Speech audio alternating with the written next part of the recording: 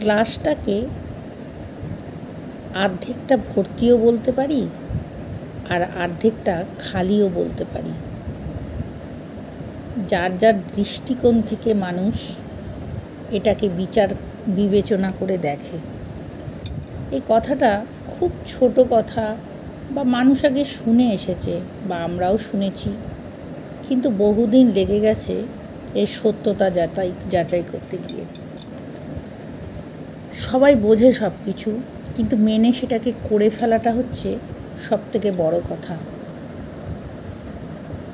বুঝতে শিখেছি, তাই এখন ভাবছি সত্যি তো না পাওয়া প্রত্যেকটা মানুষের জীবনে থাকে। তাই বলে সেই না পাওয়াটাকেই ধরে নিয়ে সারা জীবন যদি এগোও, তাহলে তুমি সারা জীবন গ্লাসের অর্ধেক খালিই দেখবে। আর যদি তুমি মনে করো যে আমি যা পেয়েছি, ভগবান আমাকে যা দিয়েছে, অনেক দিয়েছে, তাহলে তুমি গ্লাসের অর্ধেকটা সবসময় ভর্তিই দেখবে। এবার দেখার দৃষ্টিকোণ তোমার। তুমি কি দেখতে চাও? অর্ধেকটা ভর্তি দেখতে চাও, না অর্ধেকটা খালি দেখতে চাও? বলতে হয়তো অনেক কথাই, অনেকে হয়তো ভাবে যে এই কথাগুলো বলতে সহজ, করতে কঠিন। সবাই জানে, আমিও জানি সেটা, কিন্তু এই কঠিন কাজটা করতেই হবে আমাদের। আর এর জন্যই তো আমরা মানুষকে সব সময় একটা না একটা পরীক্ষার মধ্যে দিয়ে যেতে হয়। কোনো সময় একটা মানুষ পরীক্ষা ছাড়া চলতে পারে না। তাই কঠিন কাজকে সোজা করে চলতে পারাটাই হচ্ছে মানুষের ধর্ম।